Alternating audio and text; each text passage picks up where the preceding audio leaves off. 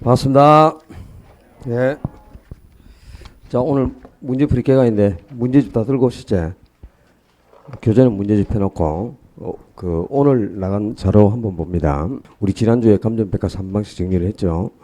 서술형 문제들은 여러분이 쭉 풀어오시면 되겠고요. 그 핵심 요약집에 계산 문제가 없으니까 계산 유형을 조금 한번 익혀봅시다.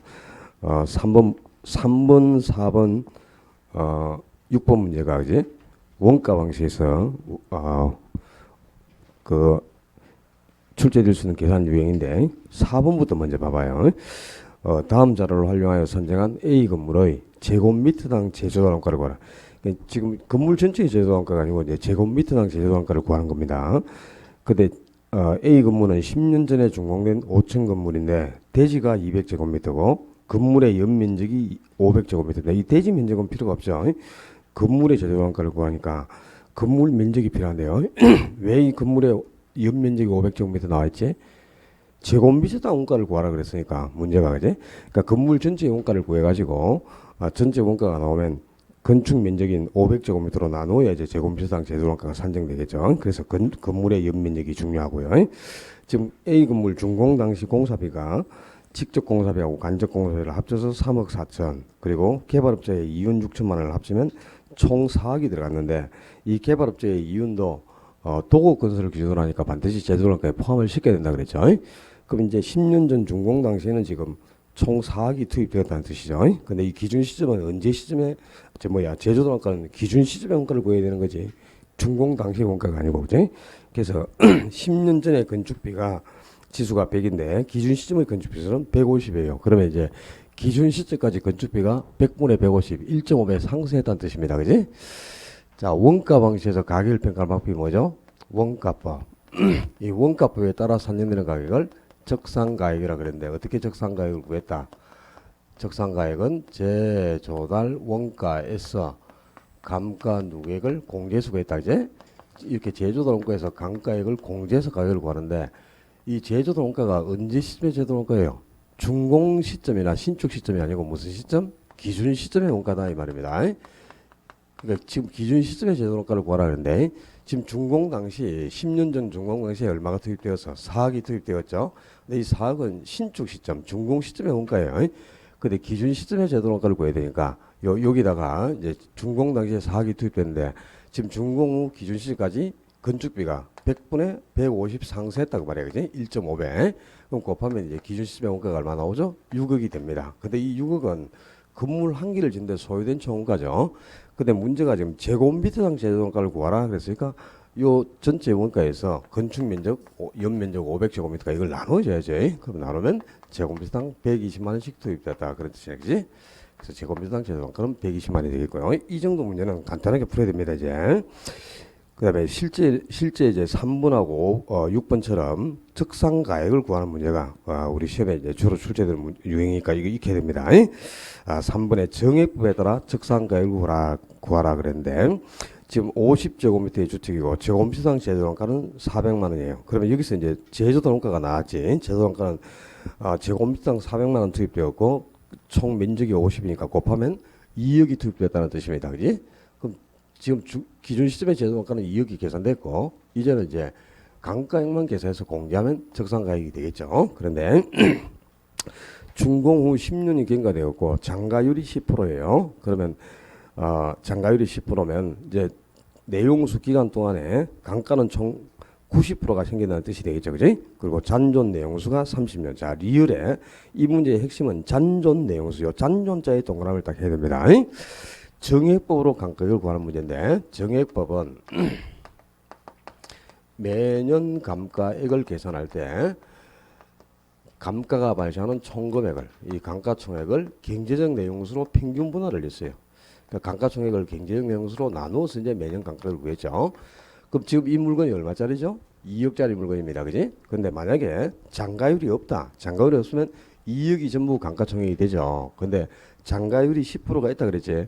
그럼 내용수 동안에 10%는 감가가 안 생기고 남는다. 내용수가 정해도 그 말이에요. 그래서 감가총액은 요 제조단원가에서 10%를 뺀 90%가 감가총액이 되는 거죠. 그러면 감가총액은 1억 8천만 원이라는 뜻이고요. 그리고 내용연수가 이제 경제적 내용연수가 몇 년이가 중요한데요. 그냥 경제적 내용연수가 30입니다. 그러면 이걸 30으로 나누면 돼. 그런데 이 문제의 핵심은 잔존 내용연수, 잔존자에 초점이 있습니다. 잔존 내용연수가 30년 남았다. 그 말은 지금 이 준공후 10년이 경과됐죠.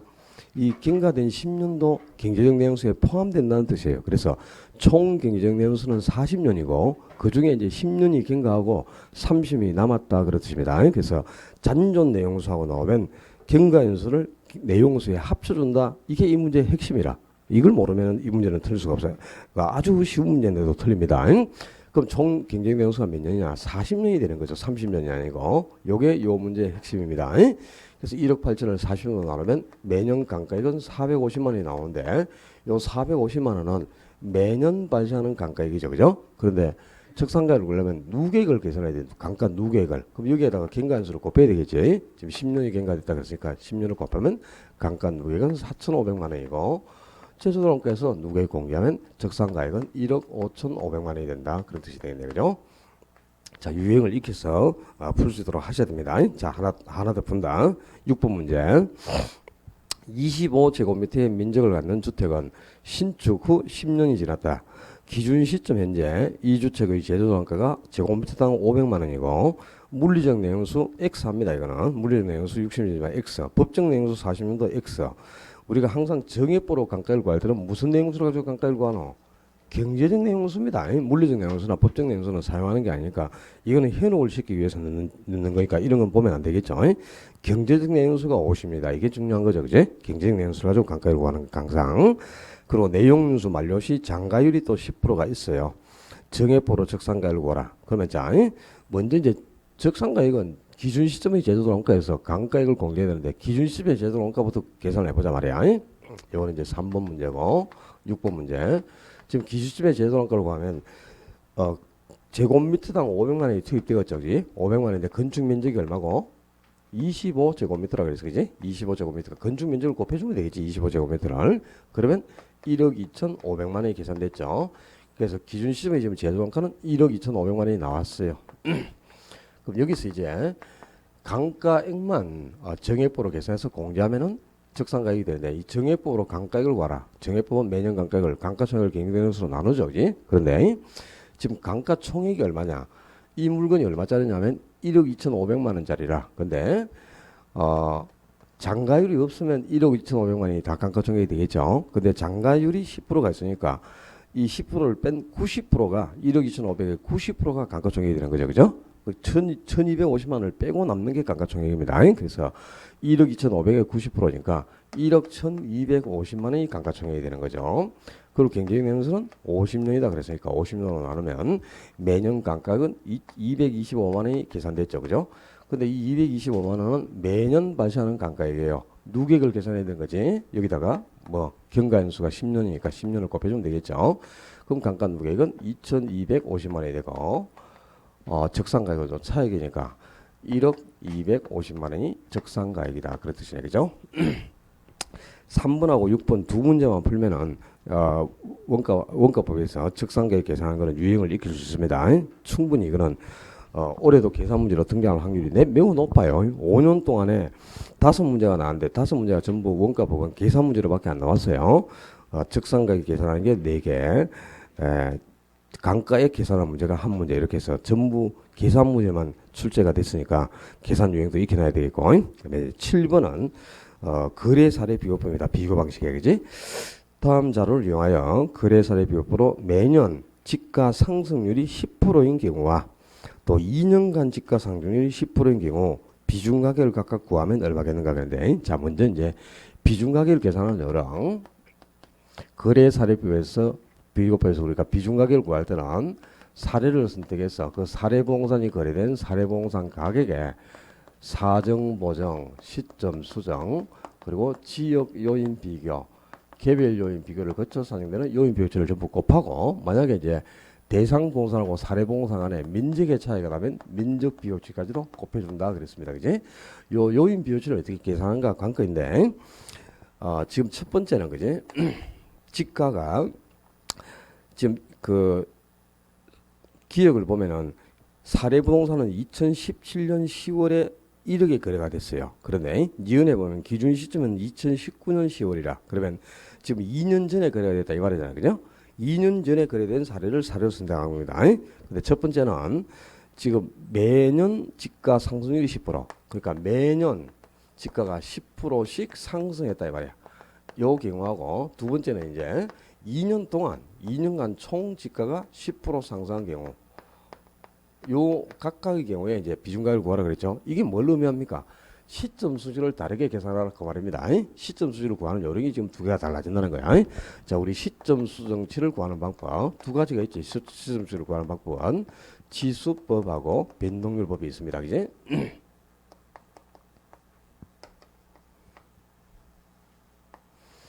지수법에서는 시점 수준을 구할 때 기준 시점의 지수를 분자해 거래 시점의 지수를 분모에 대입하면 돼요. 그리고 만약에 이제 거래 시점하고 기준의 지수를 각각 주면은 분모 문제에 그대로 대입만 하면 되고 지수를 주지 않는다. 지금 이렇게 2년간 10%가 상승했다. 이렇게 만약에 나오면은 거래 시점하고 기준 시점의 지수를 100으로 부여한 다음 거래 시점부터 기준 시점까지 2년 동안 10%가 상승하는 거니까 요 기준 시점에다가 상승분 10을 더해주면 돼요. 시점수를. 기준 시점까지 몇 프로 상승했다 이렇게 나오면 기준 시점에다가 상승분을 합쳐주면 된단 말이야. 그지? 그 다음에 변동률법은 1 플러스 R의 n승에 대입을 하는 거죠. 여기 이제 변동률이고 여기 기간인데요. 자, 문제를 한번 봐봐. 기억에. 사례부동산은 2017년 10월에 1억에 거래가 됐어요. 일단 사례 가격이 1억이 나왔습니다. 그 다음에 이 가격은 친족 간의 거래로 시장 가치보다 20% 싸게 거래됐어. 지금 사례하고 대상 중에 뭐가 20% 싸다 그랬어? 사례 부동산이 20% 싸죠. 그러면 우리가 요 사정 분치를 계산할 때는 그죠? 대상 부동산을 분자해 사례 부동산을 분모에 두고 요 대상도 100, 사례도 100으로 부여한 다음 주에다가 더하기 빼기를 해주면 되잖아, 그지? 개입된 사정 정도만큼. 근데 사례가 20% 싸게 그랬으니까 사례의 20을 빼야지. 그러면 사정 보증치가 얼마? 사정 보증치는 80분의 100이 되는 겁니다, 그지? 그러니까 지금 요 1번 경우도 사정 보증치는 80분의 100이고 2번 경우도 그죠? 사정 보증치는 역시 80분의 100이에요. 지가가 100% 상승했던 2년간 10% 상승했던 간에 사정 보증치는 똑같죠. 근데 이제 시점 수가 달라진단 말이야. 지금 시점 수치가 첫 번째는 매년 지가 상승률이 10%인 경우 매년 10%씩 상승하다 그러면 요게 대입을 해야 되겠지. 그러면 1 플러스 10%니까 0.1에 2년 전에 거래가 됐으니까 2승이 되겠죠. 그러면 1.1의 제곱이니까 시점수가 1.21이 되는 거야. 요거는 시점수가 1.21이라는 뜻이고요. 2년간 지가가 10% 상승한 경우는 시점수가 1.1이 되는 거죠. 100분의 100에다가 기준 시점까지 10%가 상승하는 거니까 기준 시점에다가 10을 합쳐주면은 이 시점수는 100분의 110이잖아요. 그지? 그럼 요거는 이제 시점수가 1.1이라는 뜻입니다. 여기서 이제 요 문제의 차이점이 있는 거야. 시점수가 1.21이 되냐 1.1이 되냐 요 차이점이죠. 나머지는 다 똑같고 그죠? 지가가 매년 10%씩 상승한 경우하고 2년간 10%씩 상승한 경우는 시점수 자체가 달라지는 거죠. 요걸 여러분이 알고 있는가는 묻는 문제입니다. 그 다음에 D끝에 사례부동산은 인근지역에서 선택을 해서 자 인근지역에서 우리가 사례를 선택하면 지역요인 비교는 필요가 없죠. 그럼 이 지역요인 비교는 할 필요가 없는 경우고 그 다음에 리얼에 대상 토지의 개별 요인은 사례 토지의 개별 요인보다 10% 우세해 그래서 지금 대상 토지가 개별 요인에서 10% 우세죠. 그럼 대상의 10을 합치면 되겠지. 그럼 개별 요인 비율은 둘 다 100분의 110이니까 1.1이 나왔죠. 둘 다. 그 다음에 이 문제의 또 특징 미음을 보면은 사례 토지의 면적은 300제곱미터고 대상 토지의 면적이 330이라 그러면 사례하고 지금 대상 간의 면적의 차이가 났죠. 요 문제가 이제 면적 비교까지 곱해주는 거다, 그지? 근데 면적 비교는 개별 요인 비교하고 똑같으니까 역시 사례의 면적을 분모해 대상의 면적을 분자에 그냥 대입하면 됩니다. 그러면 면적 비교치가 300분의 330이 나온 거죠, 그지? 사례가 300이고 대상이 330이니까 300분의 330. 그러면 100분의 110하고 똑같으니까 1.1이죠, 뭐. 면적 비교치가 300분의 330이 나온 거죠, 그지? 1.1이 계산됐습니다. 그럼 요거 나온 거 이제 다 곱해주면 돼요. 다만 요 문제의 이제 차이점은 지가가 매년 10%씩 상승했다 그러면 2년 동안 총 10% 상승한 경우하고 올해 10% 상승했다가 거기에서 또 10%가 더 상승한 경우는 다른 거죠. 그러니까 여기서 이제 시점 수를 이렇게 달리 계산한 겁니다. 요 문제의 핵심이. 요거만 알면은 충분히 풀겠죠. 요거 계산해봐요. 전부 1억 곱하기 1억 곱하기 1.25 곱하기 1.21 곱하기 1.1 곱하기 1.1 다 곱해야죠. 전부 곱하면 뭐 얼마 나노? 1억 8,300 12,500원인가 이렇게 나올 거야. 1억 8,300 12,500원 이렇게 나오겠죠. 금액이. 그다음에 요거는 이제 시점수가 1.21이 아니고 1.1입니다. 요거 전부 곱하면 1억 6,600 1억 6,637만 5천원 이렇게 될 겁니다. 아마.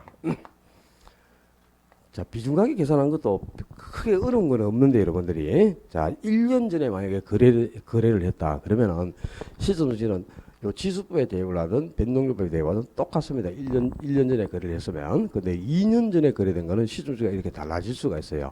매년 10%씩 가격이 상승할 수도 있고 2년 동안 총 10%가 상승할 수도 있기 때문에 시점수가 이렇게 달라질 수 있죠. 요 문제만 조심하면은 거래사례비법도 충분히 해결할 수 있습니다. 뭐 뒤로 넘겼어. 10분 갑니다. 수익 방식인데 아래의 조건을 가지고 부채 감당법에 따라 환원이율을 계산하라. 근데 자 부채 감당법에서는 환원이율을 구할 때 어떻게 구하죠? 부채 감당법에서는 환원이율을 구할 때 세 가지를 곱해줘. 뭐 세 개 곱하대? 부채 감당률에다가 또 뭐 대부 비율 곱하고 그리고 저당 상수까지를 곱해가지고 환원을 계산한대요. 이 부채 감당률을 직접 주지 않는다니까. 직접 주지 않고 여러분이 부채 감당률을 계산하도록 문제를 내요. 부채 감당률 공식은 꼭 외워야죠. 그지? 부채 감당률은 순영업 소득이 부채 서비스액의 몇 배가 되는 걸 나타내는 거죠. 그지? 이 순영업 소득을 부채 서비스로 나누는 게 바로 부채 감당이다. 이걸 이제 알고 있어야 이 문제가 풀리는 거지. 뭐 이 계산한 것도 없어 이거는. 그러니까 지금 순영업 소득이 3천만 원이고 부채 서비스액이 2천이라 순영업 소득 3천 부채 서비스액이 2천만 원. 그럼 품문제 대입하면 이거는 부채 감당률이 1.5가 나와 있죠. 부채 감당률은 1.5고 그 다음에 지분비라고 대부비를 해서 대부비율이 지금 60% 0.6 나와있죠. 대부비율도 0.6이 그다음에 저당 상수도 10% 0.1이 나와 있습니다. 이 세 개 다 곱해주면 돼요. 그럼 이 암산도 가능해. 1.5 곱하기 0.6 하면 얼마고? 0.9 0.9에다가 0.1 곱하면 0.09 이 곱하면 0.09죠. 근데 비율이니까 곱하기 100을 꼭 해줘야 되겠지. 그지? 환원 이율 비율이잖아. 그지? 곱하기 100을 하면 9% 이렇게 되겠죠. 그지? 환원 이율은. 아주 단순한 문제고. 그 다음에 11번에 수익환원법으로 평가한 대상보험의 가치는 그랬는데 자 수익환원법에서는 수익가격을 어떻게 구했죠? 수익가격을 구할 때 순수익을 환원이율로 환원해서 구하잖아. 그지? 순수익을 환원이율로 나눕니다. 이 순수익이 뭘 의미한다 그랬지? 저 순수익이 뭐고? 순영업 소득이란 말이야. 순영업 소득. 그죠? 이 순영업 소득이 바로 순수익이잖아요. 유효총수익에서 영업경비를 차감하고 남는 겁니다. 그러면 유효총소득이 3,800이고 영업경비가 1,000만 원이니까 순영업 소득은 2,800만 원 바로 나와 있잖아요. 2,800만 원이 순영업 소득은 2,800만 원이라는 뜻이고 자 환원율만 계산해서 나눠주면 되는데 이 환원율을 구하는 게 지금 봐봐. 문제를 보면은 토지하고 건물의 가격 구성비를 40대 60으로 줬습니다. 그러면 토지 환원율은 5%, 건물 환원율을 10% 따로 주고 있죠. 그럼 이게 토지하고 건물 가격 구성비를 각각의 환원율을 곱해가지고 환원율을 산정해내는 방법. 이게 무슨 방법으로 환원율을 구하는 거지?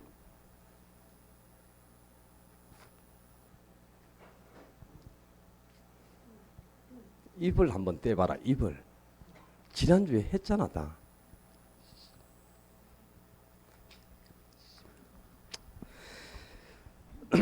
토지와 건물의 수익 발생 능력이 다르기 때문에 토지하고 건물은 수익이 동일하지 않고 달라요. 수익을 창출하는 능력이. 그래서 토지 수익 따로 건물 수익 따로 수익이 두 개가 분리될 수 있다는 것에 근거를 두고 토지 가격 구성비는 토지 환원율을 곱하고 건물 가격 구성비는 건물 환원율을 곱해가지고 합산해 준 거. 그게 바로 물리적 투자 결합법이다. 물리적 투자 결합법.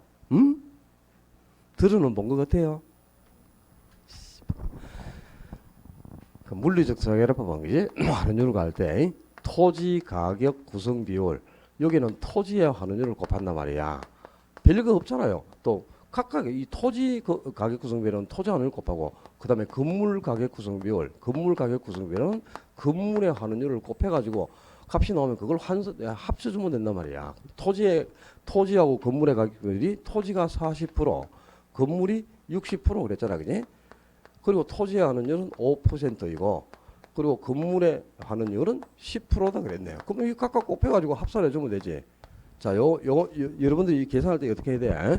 40% 곱하기 0.4 곱하기 0.05 하면은 0.02가 나오죠. 0.4 곱하기 0.05니까 곱하면 0.02라. 그럼 이건 비율이니까 곱하기 100을 해줘야 되겠지. 그럼 요 값이 몇 프로란 뜻이라? 2%다 이 말이야. 요 앞부분이. 그럼 뒷부분은 0.6 곱하기 0.1이죠. 그럼 곱하면 0.06이라. 그럼 이것도 곱하기 100을 해줘야 되니까 요 뒷부분은 6%다 이 말이잖아. 그지? 그럼 2%하고 6%를 합친 게 얼마고? 8%. 그냥 하는율은 8%니까 전체 하는율이 8%가 나왔으니까 2,800만 원을 8%로 나온다. 0.68로. 그러면 3억 5천만 원 하고 금액이 계산될 겁니다. 수익 가격 3억 5천인데. 자, 계산기 가져온 사람 한 개 줘봐. 계산기. 그거 너무 작아. 그걸 계산기로 들고 가다. 줘봐. 앞으로 이런 거 들고 오지 마라. 이 모범 샘플을 보여준다. 이 뭐 요거 4배 정도 크기 계산기를 사갖고 와요. 줘봐. 작지만 이거라도 써야 되겠다. 자, 계산하는 요령을 알려줄게요. 여러분들은 어떻게 하나? 계산기를 다음 주부터는 반드시 계산기 들고 와야 돼. 이번 주는 총론부는 계산 문제가 없죠. 근데 오늘 수용고비론까지 가면은 균형점의 이동부터 계산 문제가 줄줄이 따라 나오잖아요. 탄력성부터 해가지고. 그러니까 개론 시간에는 반드시 계산기를 들고 와야 돼. 그러니까 여러분이 계산기를 지금 때려봐야 이게 손에 익는데 안 갖고 오니까 연습을 시킬 수가 없잖아. 잘 봐. 여러분들이 요 계산기를 쓸 때 이렇게 쓰거든요.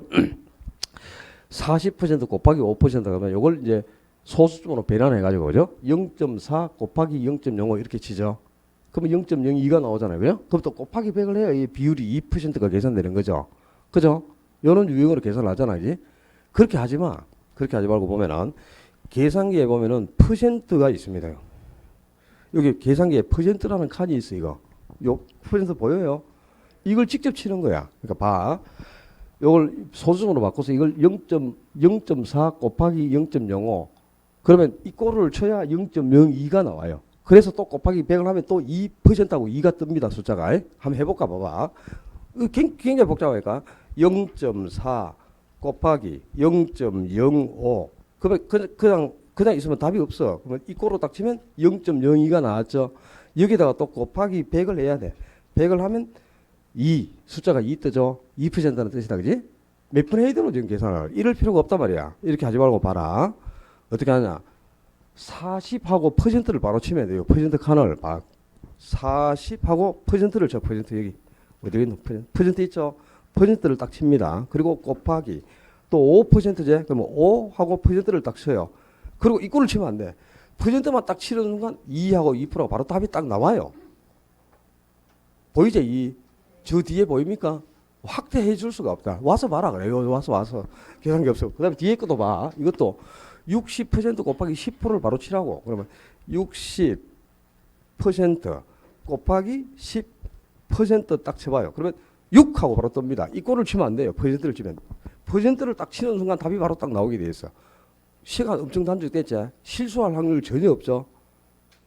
그렇잖아. 이게 여러분들이 이게 10%는 소수로 바꾸면 0.1이죠. 여기에 익숙해가지고 5%를 소수로 바꾸면 0.5를 치는 사람이 있어요. 0.05를 쳐야지. 소수점으로 바꾸면, 그죠? 그래서 이 10%에 익숙해가지고 이걸 0.5 치는 순간 큰일 나죠. 이게 50%라는 뜻이에요. 5%가 아니고. 그죠? 그러니까 소수점으로 변환하면 실수할 확률도 많고 계산 과정이 아주 여러 번이니까 복잡합니다. 그래서 계산기에 요 퍼센트를 직접 치는 훈련을 해가지고 집에 가서 연습해봐. 계산기에 놓고. 알았어요? 그럼 바로 답이 딱 이렇게 뜹니다. 자, 이제 앞으로 이 계산기 좀 다음 주부터는 반드시 계산기 들고 와요.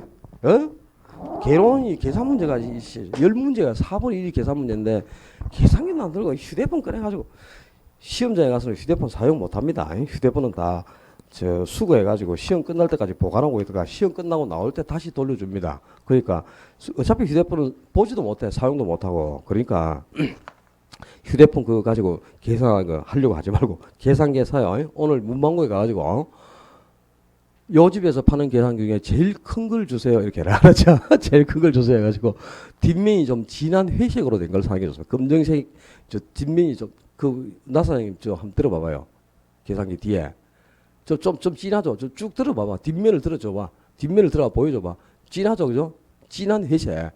저 색깔이 제일 좋아. 연필로 적었을 때 가장 잘 보여요. 알았지? 그래가지고 저걸 좀 뒤에 가득 적어서 좀 활용도 좀 하고 그렇게 해요. 뭐 계산기 들고 와봐야 그거 두드려가 계산하는 사람이 있나? 뒤집어 놓고 봐야 될 거 아닙니까? 들고 왔으면 그제? 걱정하지 말고 안 잡혀간다. 자, 이제 문제집 갑시다. 여러분들이 이 문제 풀이는 반드시 예습을 해갖고 미리 문제를 풀어보고 오시라 그랬죠. 그죠? 미리 풀어보고 그랬는데 오늘 와서 책 사는 사람이 무슨 뭐 미리 풀어보고 오겠나 보지? 참나. 답이 없다, 진짜 답이 없어. 당연히 문제 풀이는 여러분이 먼저 사전에, 그죠? 먼저 안 풀어보고 오면은 의미가 없어요. 문제를 미리 풀어보면서 야, 요 문제가 어렵구나. 이게 이해가 안 되는구나. 이런 문제들이 분명히 나오거든. 내가 처음 보고 생소한 문제가 있거든요. 유형도 모르겠고. 그런 걸 체크해 와야지. 그래서 그걸 수업 중에 해결하는 게 관건입니다. 그런 거지. 안 풀어보면 또 문제를 이렇게 쭉 풀어보면은 설령, 그죠? 1번 문제를 몰라. 1번 문제를 모르는데 내가 틀렸어. 근데 2번, 3번을 계속 풀어보죠. 그럼 뒤에 답이 있어요. 중복적인 문제가 계속 연속적으로 나옵니다. 그러면서 이제 1번 틀렸다는 걸 여러분 스스로 인지할 수 있어요. 문제를 풀어보면 전후에 유사한 문제들이 상당히 많이 배치가 되어 있고 중요 시험에 나왔던 중요한 질문들은 계속 반복적으로 나온다는 걸 알 수 있어요. 그러면 여러분 스스로가 문제를 풀면서 아, 이게 중요한 거구나. 요걸 내가 모르고 있었구나. 이런 걸 여러분이 캐치할 수 있다 이 말입니다. 그러면서 그래도 이제 이해가 안 되는 거는 지문이라든가 문제 체크만 해갖고 와요. 근데 그걸 안 하고 오면은 수업 중에 따라가기가 벅차요. 어느 과목이든 마찬가지입니다. 문제 풀이는 반드시 우리 개로는 8편으로 구성되어 있으니까 그지? 8개 편 쓰니까 7, 8은 전부 8주로 구성이 됩니다. 8주. 중간에 휴가가 한 주 있기 때문에 9주가 나오면 휴가 한 주 쓰고 8주.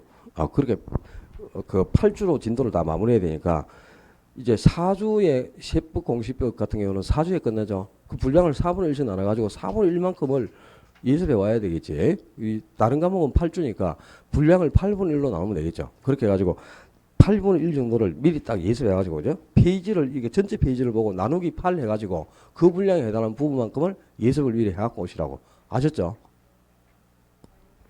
알았어요. 1편 총론 부분은 그 챕터 1, 2, 3 그 저기 11페이지 목차에 보면 그죠? 세 개 장으로 구성되어 부동산의 기초는 시험하고 거의 관계가 없습니다. 요 기초는 한 4, 5년에 한 번 등장하니까 초점만 몇 개 포인트 기억해 놓으면 되겠고 그 2장에 개념과 분류에서 개념에서 한 문제 부동산의 분류에서는 올해 2개를 예상해 봐야 돼요. 그러니까 분류는 토지의 용어하고 건물의 용어 주택의 용어죠. 토지의 용어에서도 한 개, 주택의 용어에서도 한 개, 이렇게 2개를 예상을 해야 됩니다. 주택의 용어가 올해 나올 차례거든. 그다음에 부동산의 특성, 3장에서 특성도 한 개, 이렇게 해서 올해는 한 4개 정도를 예상해 보면 되겠습니다. 자, 1장에 부동산의 기초, 이건 시험하고 거의 관계가 없어요. 그리고 작년에 또 여기서 한 문제가 나왔으니까 올해는 나올 확률이 더 없겠죠. 내가 몇 개 체크해주는 포인트만 좀 익히고 갑니다. 자, 1번 문제 봐요. 부동산학에 관한 설명으로 틀린 것. 과학을 순수과학과 응용과학으로 구분할 때 부동산학은 응용과학이고 종합과학이죠. 그죠? 그러니까 여기 이제 1번 문제에서 부동산학의 학문적 특징이 나오는 거죠. 부동산학은 김능영 교수가 부동산학을 정의할 때 어떻게 정의했죠? 부동산학이란 여러 가지 활동을 부동산 활동의 능률화를 위해서 여러 가지 활동을 능률적으로 변화시키기 위해서 원리와 응용 기술을 개척하는 종합과학이고 응용과학이다. 종합과학이고 응용과학이다. 이렇게 정의를 해서 그러니까 활동의 능률화를 위한 원리와 응용 기술을 개척하는 종합 응용과학이다. 이렇게 규정을 했거든요. 그러니까 부동산학은 기술적, 경제적, 법률적이라는 3대 측면이 모두 고려되어 있으니까 종합과학이고 응용과학이죠. 그리고 몸으로 직접 실천하는 실천과학이에요. 그게 경험에 근거한 경험과학이고 또 윤리의식에 입각한 규범과학입니다. 그리고 사회현상을 다루나니까 사회과학이에요. 그리고 추리소설 연구하는 그런 학문이 아니까 가상과학이나 추상적 학문은 될 수가 없고 우리 주변에 나타나는 사실을 실제 법적으로 법제화시킨 구체적 학문이야. 그러니까 이 학문적 성격이 상당히 많죠. 종합과학이면서도 응용과학이고 또 실제 우리가 몸으로 실천하는 실천과학이고 경험에 근거한 경험과학이에요. 윤리의식에 입각한 규범과학이고 사회현상을 다루는 사회과학이죠. 근데 종합과학이고 응용과학이지 어느 한 개 영역을 고집하는 순수과학이나 단순과학은 아니다 이 말입니다. 또 사회현상을 다루는 학문이니까 사회과학이지 자연과학은 될 수가 없어. 우리 뭐 생물체 연구하는 콘트리아 이런 거 연구하는 그런 자연과학이 아니잖아, 그지? 기생충 연구하고 이런 과학 아닙니다. 사회현상을 연구하는 학문이죠. 그리고 가상과학이나 뭐 이런 과학은 더욱 될 수가 없겠죠, 그지? 그리고 추상적 학문이 아니고 구체적 학문이다 이 말입니다. 그래서 학문적 성격도 많지만 학문적 성격이 아닌 게 많죠, 이게. 요 주로 이제 답으로 나온 게 이런 게 답으로 나오겠죠. 순수과학이나 단순과학이다 이렇게 틀리게 나오거나 또 자연과학이다 이렇게 나오는데요. 부동산학은 이렇게 종합과학이고 응용과학입니다. 그리고 사회과학이죠. 그리고 두 번째 부동산학의 연구 대상은 부동산 활동 및 현상. 그러니까 우리 부동산학에서 연구하고자 하는 자 연구 대상하고 연구 대상 이거하고 연구 분야는 다른 겁니다. 이런 게 이제 어려워요, 여러분들. 저 학문적 체계에 대해서는 잘 다루지 않으니까 이런 것들을 본 적이 없겠지, 그지? 연구하고자 하는 영역, 연구 대상은 우리 주변에서 나타나는 여러 가지 부동산 현상과 인간이 직접 부동산을 놓고 행하는 여러 가지 부동산 활동입니다. 그러니까 부동산 현상이나 부동산 활동이 연구 대상이에요. 그리고 연구 분야는 기초 분야, 그리고 결정 분야, 결정 지원 분야, 요 세 가지가 이제 연구 분야입니다. 연구 대상하고 연구 분야는 다른 거죠, 그치? 이렇게 이런 것도 이제 참고로 알아두면 좋죠. 뭐 시험에 등장할 확률은 없어요. 근데 알아두면 좋겠지.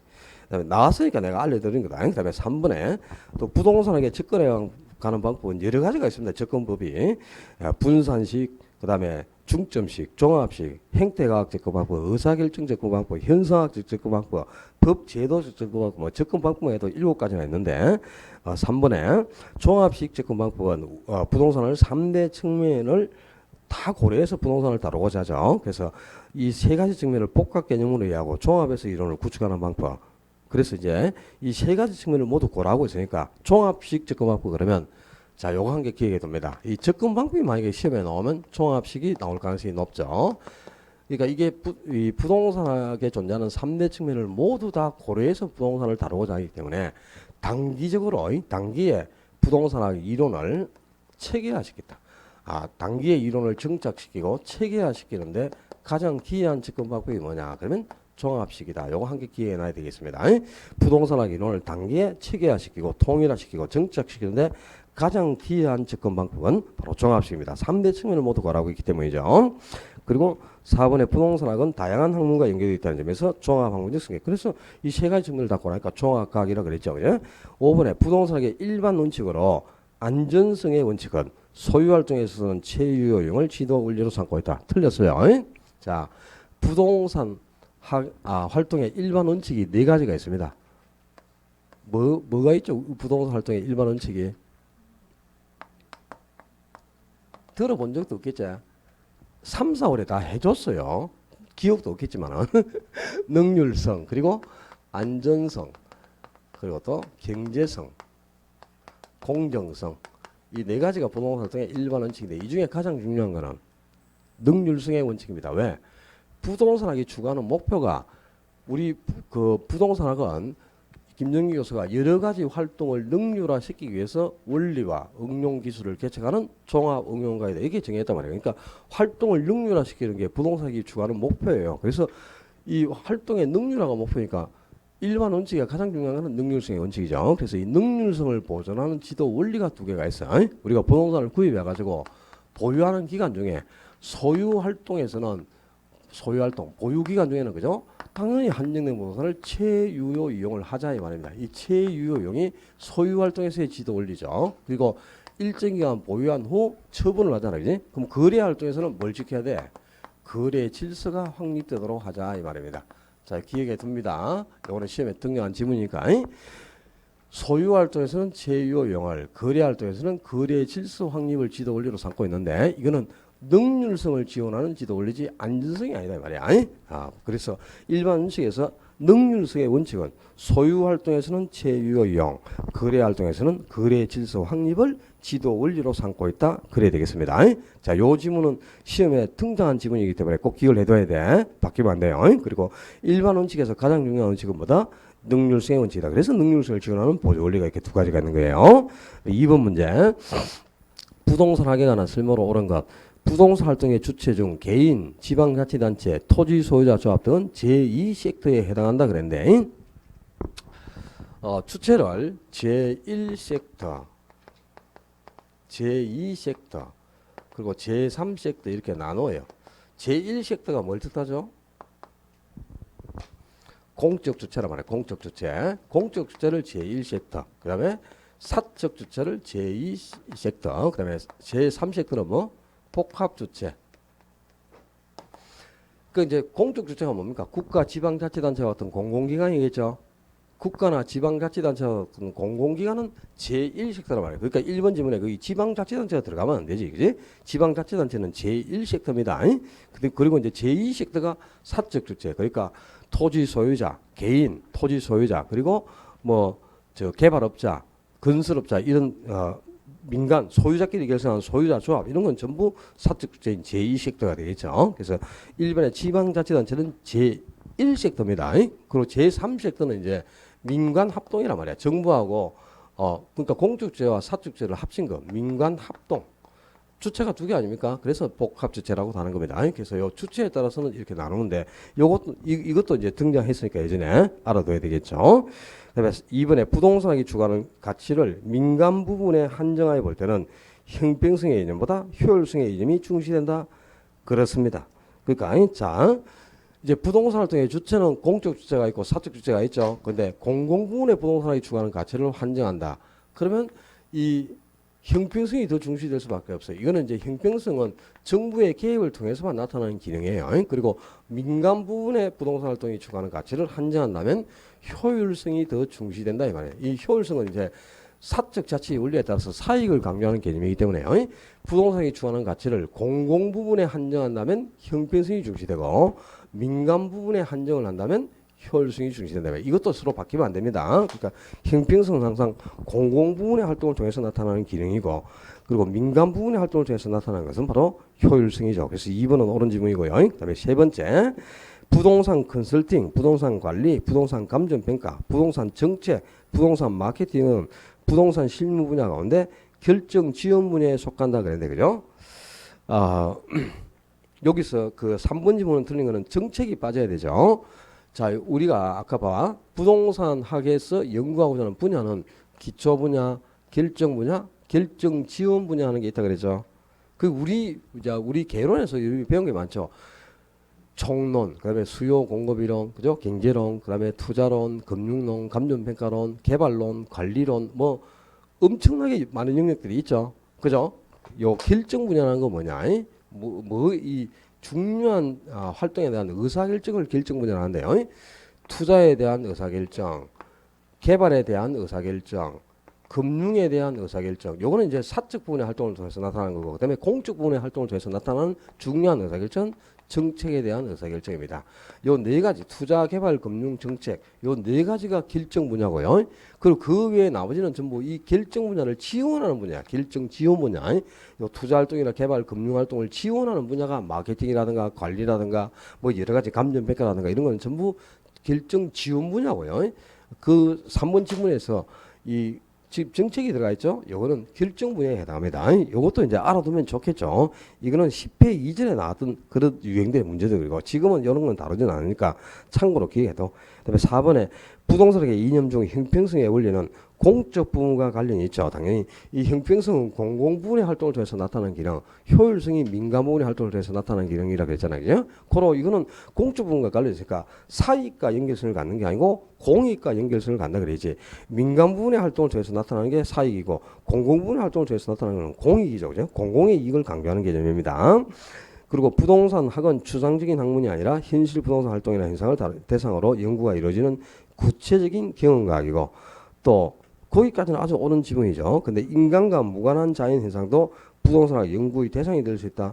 인간과 관련이 없는 자연 현상까지 연구 대상이 돼요. 물론 부동산학의 연구 대상은 여러 가지 현상이나 활동들, 인간이 하는 활동이 연구 대상이죠. 근데 그 현상 중에는 인간하고 관련 있는 활동이 부동산에서 연구하고자 하는 거지 무관한 활동까지 연구할 필요는 없을 것 아닙니까? D가 틀리겠죠.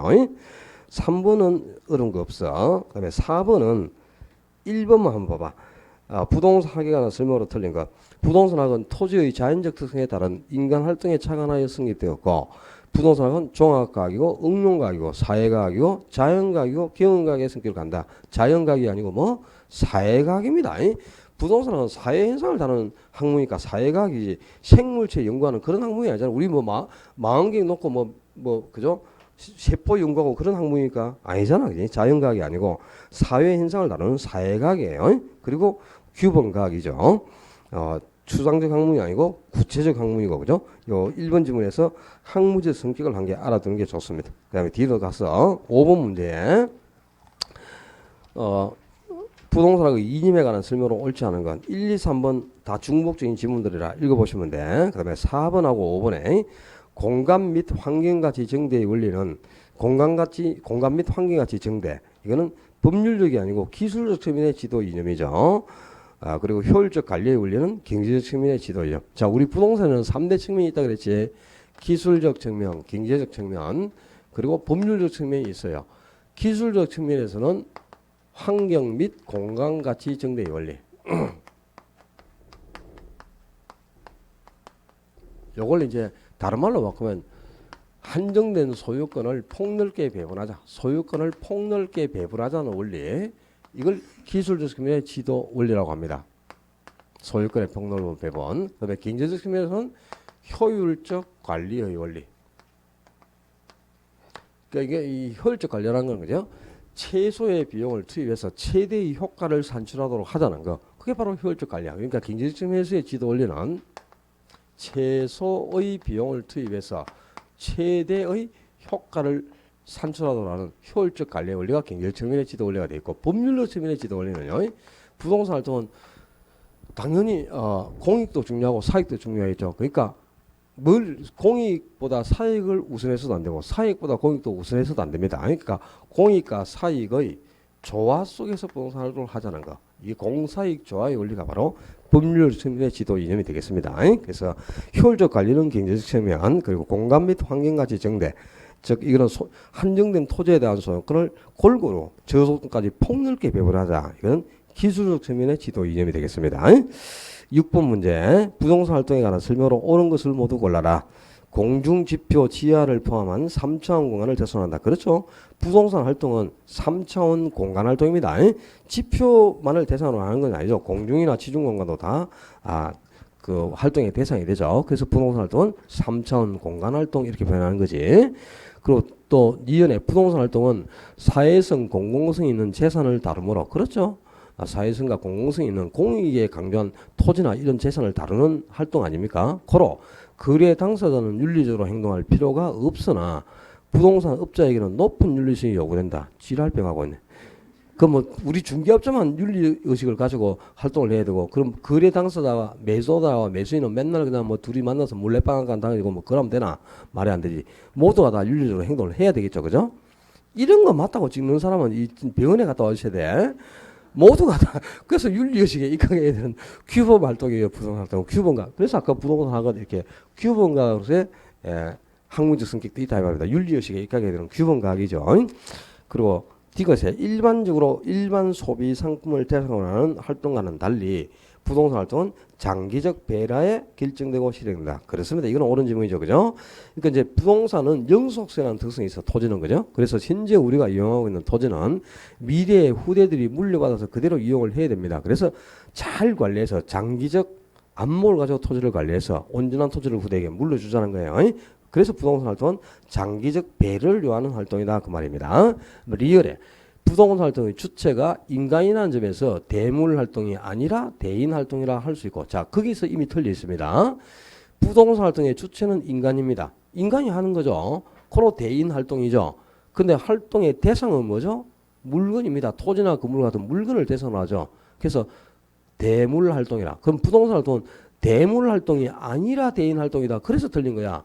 대인 활동이기도 하고 대물 활동이기도 하다 이 말입니다. 그러니까 부동산 활동의 주체가 인간이라는 점에서는 대인 활동이고 활동의 대상이 물건이라는 점에서는 대물 활동입니다. 그래서 대물 활동이면서도 대인 활동이다 그래야지, 이게 아니고 저거다 그래서 대물 활동은 아니란 뜻이잖아요. 그래서 틀린 거죠. 그죠?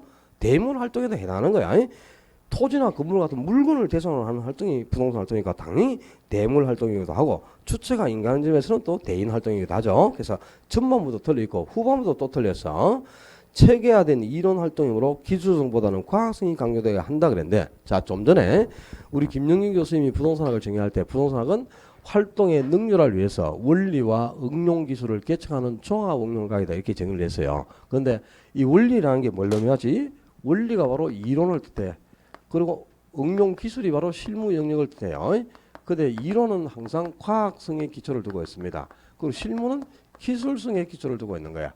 그러니까 부동산학은 이게 이론만을 강조하는 건 아니고 실무도 중요하단 말이야. 이론에 못지않게 실무도 중요하고 실무에 못지않게 또 이론도 중요한 거죠. 그러면 과학성과 기술성, 양면성을 모두 다 강조하는 활동이죠. 그지? 그러니까 이론 영역에서는 과학성이 강조되어야 하지만 실무 영역에서는 기술성이 더 중요한 겁니다. 그래서 이것도 왜 틀렸냐면 기술성보다 과학성이 강조된다. 이것보다 저게 강조된다. 그러면 안 돼. 둘 다가 강조되어야 한다 이 말입니다. 이론 영역에서는 과학성이 강조되고 실무 영역에서는 기술성이 강조되어야 한다. 그래야 돼. 둘 다가 중요하지. 이것보다 저게 중요하다. 그래서는 안 돼. 또 요걸 이제 그럼 응용하면 이렇게 나오겠죠. 부동산학은 공공공리가 우선되어야 하므로 사익보다는 공익이 더 중시되어야 한다. 맞아 틀려요? 틀렸다니까. 이것보다 저걸 더 중시해서는 안 돼. 공익과 사익의 조화 속에서 하라 그랬잖아요. 사익보다 공익이 더 강조돼서 없는 거고 공익보다 사익이 더 중요한 것도 아닙니다.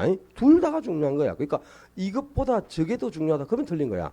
둘 다가 중요하다 그래야지. 알았어요?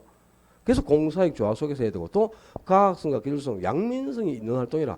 그러니까 이론에서는 과학성이 강조되고 실무에서는 기술성이 강조돼야 한다. 그래야 됩니다. 이것보다 저게 아니고 과학성보다 기술성, 기술성보다 과학성 그러면 안 돼. 둘 다가 중요한 활동이다 그 말이야. 그 다음에 위험해.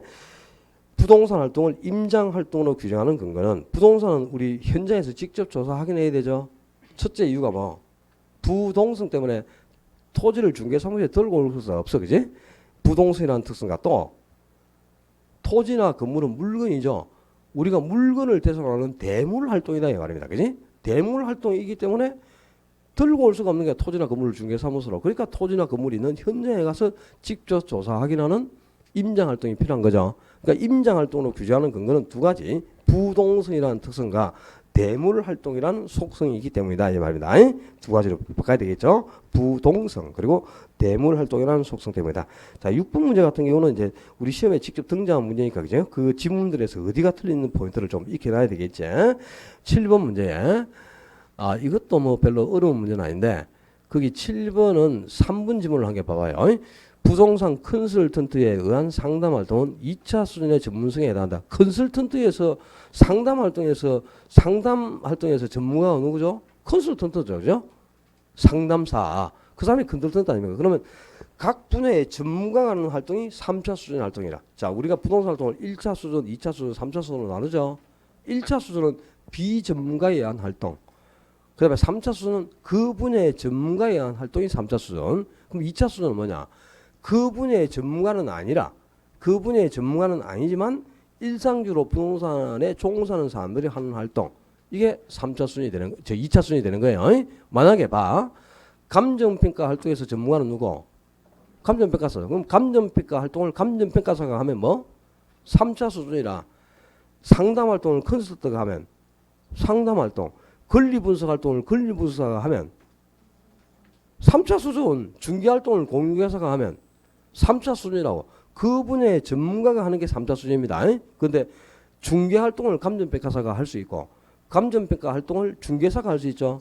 그럼 그건 뭐 2차 수준이라고. 그 분야의 전문가는 아닌데 일상적으로 부동산에 종사하는 사람들이 있잖아요. 그죠? 그런 사람들이 하는 활동이 2차. 완전히 비전문가가 하는 활동이 1차 수준 이렇게 되는 거야. 알았어요? 여러분이 중개활동을 했다. 몇 차?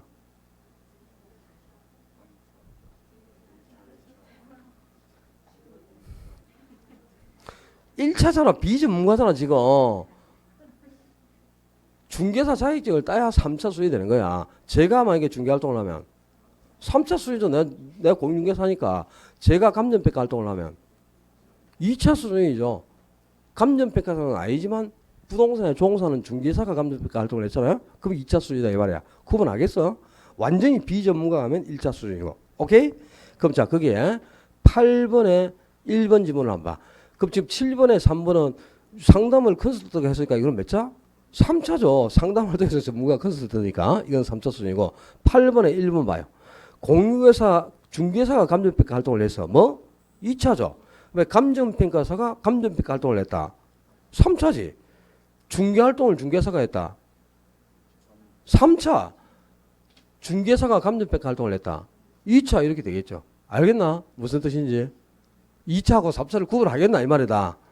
그 다음에 8번에 4번 부동산의 사회 공공성으로 인해 윤리성이 중시돼서 당연히 여기까지는 전혀 하자가 없는데 부동산 활동에 있어서 원리나 이론을 실무에 응용하는 경우에는 과학성이 중시된다 그랬는데 실무는 과학성이 아니고 뭐 아까 원리 이론은 과학성에 기초를 두고 있다 그랬죠. 근데 실무는 기술성에 기초를 두고 있는 겁니다. 이론 분야에서는 과학성이 중시되어 있지만 실무에 응용하는 경우에는 당연히 기술성이 중시될 수밖에 없죠. 뒤로 가서 9번하고 10번, 11번 문제. 9, 10, 11번은 우리 한국표준산업분류표에 명시된 부동산업을 구분하는 거예요. 부동산업은 그 한국표준산업분류표를 보면 크게 있죠. 그죠? 부동산 임대 및 개발 공급업 그리고 관련 서비스업 이렇게 크게 두 개로 나눠요. 근데 그걸 또 이렇게 세부적으로 나눠보면 막 여러 가지로 나눌 수 있는데 요 한국표준산업분류표에서 부동산업을 구분하는 거는 3년에 한 문제를 내거든. 3년에 한 문제 나오는데 작년에 이게 나왔거든요. 그럼 올해 안 나오겠죠?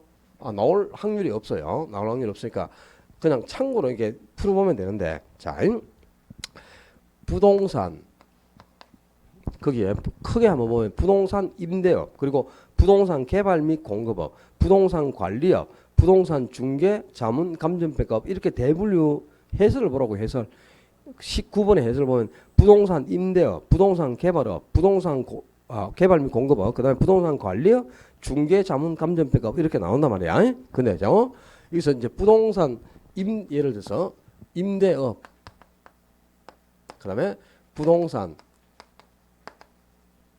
개발 및 뭐 관리업 그죠? 앞에 개발 및 공급업 그리고 부동산 관리업 그리고 또 부동산 뭐 자문 및 감정평가 뭐 이렇게 나오는데요.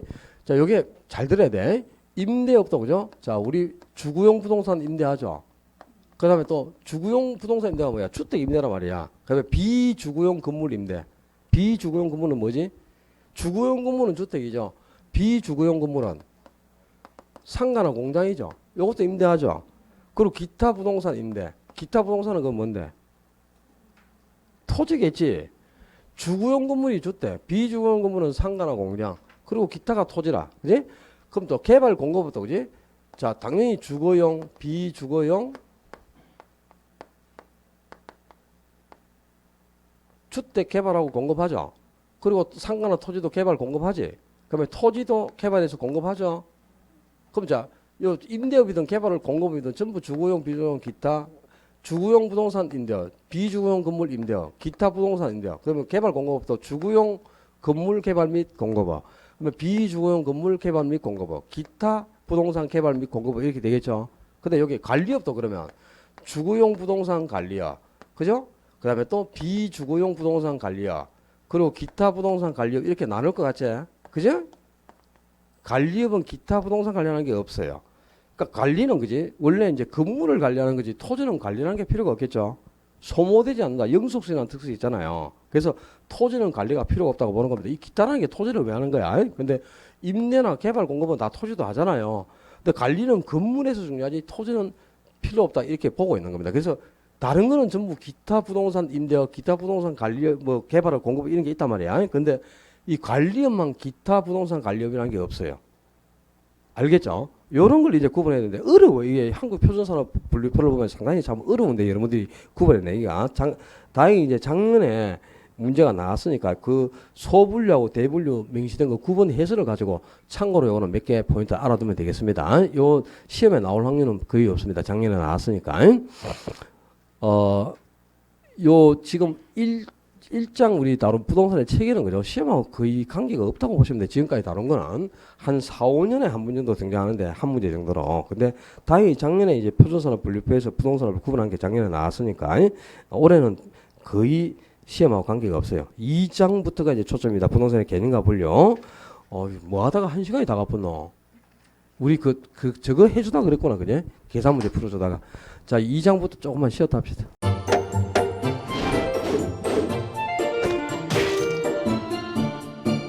안녕하세요. 공인중개사 민법을 강의하고 있는 양민입니다. 자, 제가 준비한 거는 공인중개사 자료를 쉽게 다운받는 꿀팁을 준비해 보았습니다. 자, 공인중개사를 공부하다 보면 방대한 양의 자료를 접하게 됩니다. 하지만 그것을 일일이 다 출력을 하시거나 보관을 하는 데는 불편함이 따르죠. 이를 해소하기 위해서 핸드폰을 쉽게 활용할 수 있는 꿀팁을 준비했습니다. 네이버 밴드라는 어플을 통해 필요한 자료들을 보거나 다운받을 수 있습니다. 이 네이버 밴드를 활용하는 방법을 하나씩 알려드리도록 하겠습니다. 1단계, 네이버 밴드라는 어플을 다운받습니다. 가장 먼저 안드로이드 버전은 플레이 스토어를 클릭하시면 되겠습니다. 아이폰은 앱스토어에서 하시면 됩니다. 그 다음 검색창에 네이버 밴드를 검색하시고 다운 혹은 설치를 클릭하시면 되겠습니다. 이렇게요. 2단계, 밴드 어플에서 공수모를 검색해 주시면 되겠습니다. 밴드 어플을 누르시면 위쪽 상단에 보시는 것처럼 돋보기 모양의 아이콘이 보입니다. 이 돋보기 부분을 클릭하시게 되면 맨 위쪽에 하얀 공백의 검색창이 생기는데요. 이곳을 눌러서 공수모 이 세 글자를 쳐주시면 되겠습니다. 3단계는요. 해당 공수모 밴드를 들어가 주시면 됩니다. 이 밴드는 공인중개사를 공부하시는 수험생들을 위한 밴드입니다. 수험생들을 위한 시험 정보나 자료가 업로드되어 있어서 공부를 할 때 활용할 수 있는 밴드입니다. 보시는 것과 같이 강의와 관련된 공지사항이나 최신 자료가 다양하게 제공되고 있습니다.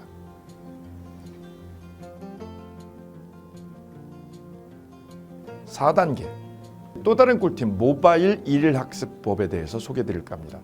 이제 핸드폰으로 짬 시간을 활용하셔서 공부하는 학습법을 알려드리도록 하겠습니다. 자료 페이지에서 뒤로 가기를 누르시면 처음 보셨던 페이지가 뜹니다. 여기서 내려가 보세요.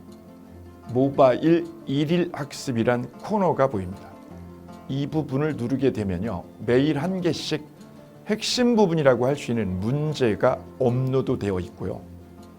더 아래로 쭉 내려가시면 정답과 해설 부분을 볼 수가 있습니다. 맨 아랫부분을 보시면 이렇게 댓글 쓰기도 남길 수 있으시죠. 스마일 부분을 눌러 좋아요로 표시할 수도 있습니다. 짬을 내어 스스로 학습한 뒤 모르는 부분을 질문할 수도 있고 하루 동안 공부했던 것을 정리하시거나 공부한 소감을 적어 놓으실 수도 있습니다.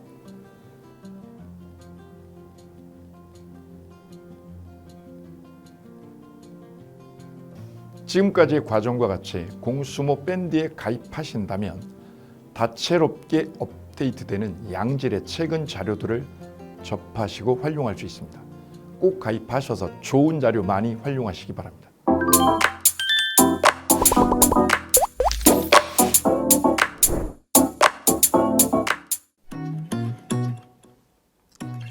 자, 안녕하십니까. 자, 이번에는 부동산 실무 일반인들이 어떤 도움을 받기 위한 관련된 밴드에 대해서 소개를 시켜드릴 건데요. 일단은 검색창에다가 365 부스라고 치시면 돼요. 365 부스인데 365일 부동산 스터디라는 밴드예요. 네이버 밴드인데 365 부동산 스터디라는 밴드 일단 클릭하시면 현재는 이제 4만 명 정도 되는 밴드인데요. 우리가 일반인들이 어떤 부동산 정보를 습득하는 데 있어서 이 정보를 얻기가 되게 쉽지가 않습니다. 내가 어딘가를 찾아본다고 해서 잘 찾을 수 있는 것도 아니고 어떤 전문가들이 하는 말들이 친밀성이 있는 건지 아닌지에 대해서도 우리가 잘 믿을 수가 없는 거기 때문에 그런 정보를 그래도 좀 손쉽게 찾아볼 수 있게끔 저희 이제 이 밴드에 구성된 전문가들이 정보를 좀 제공해 주는 거기 때문에 아마 유용하게 활용할 수 있을 거고요. 내가 부동산 중에 토지를 좀 알고 싶다, 또는 상가를 좀 알고 싶다, 또는 나는 내 집 마련을 위해서 청약이 좀 궁금하다. 근데 그게 솔직히 어디 가서 물어보거나 어떤 정보를 찾기 쉽지 않아서 그것 때문에 만들어진 밴드라고 보시면 돼요. 그래서 365일 내내 부동산을 어떤 공부한다는 취지로 밴드에 들어오셔서 질의응답도 하시고 궁금한 사항에 대해서 뭐 예를 들어 문의를 하시면 저희가 관련된 정보를 또 제공해주는 그런 밴드라고 보시면 되겠습니다. 어떤 밴드냐면 한번 보시면은 지금 현재는 뭐 공지사항이 제일 먼저 나올 건데요. 이 공지사항은 기존에 있던 오프라인이 어떤 강좌가 있으면 그 강좌에 관련된 거 뭐 세미나라든지 그래서 평소에 이제 우리가 이제 접하지 못했던 강의들 있죠. 이렇게 진행이 된다라는 거 공지를 좀 하는 그런 내용들이고요. 하나 좀 더 올리면 자 이제 우리 교수님이에요. 교수님 중에 상가 교수님이 최근에 예를 들어서 법이 바뀌었어요. 법이 바뀌게 되면 최근에 바뀐 법이 이런 바뀐 법이 있으니 중개업을 한다거나 투자를 할 때 좀 유의해서 알아보시면 좋겠습니다라는 거를 올려놓을 거예요. 기존에 올려놓은 자료가 있으면 또 찾아보시면 되는 거니까 이렇게 해서 계속 밴드에서 소식을 받으시면 실전에 굉장히 도움을 많이 받을 거라고 예상합니다. 부동산 관련된 내용 중에서 하나 더 보시면 이제 랜드프로에서 직접 우리 프로그램 만들고 있어요. 그래서 부동산 까발리기, 부동산 부티크 뭐 이런 TV 관련돼서 부동산 팁 있죠. 예를 들어서 청약을 받아야 되냐 말아야 되냐, 지금 강남권 아파트를 투자해야 되냐 말아야 되냐, 이런 정보를 쉽게 여러분들이 접하지 못하기 때문에 그런 관련된 것들을 시대에 맞게 흐름에 맞게 부동산 시장이 이제 요동치면 내가 지금 집을 팔아야 되냐 사야 되냐 그런 것들에 대해서 신속하게 정보를 들을 수 있는 밴드니까 시간이 나실 때마다 자주 들어오시고 저도 자주 들어가서 좋은 정보 남겨드릴 테니까 자주 들어오시기 바랍니다. 저는 부동산 공법하고 부동산 토지 투자를 강의하는 고상철이었습니다. 자주 밴드에서 뵙도록 하겠습니다. 자, 수고하셨습니다.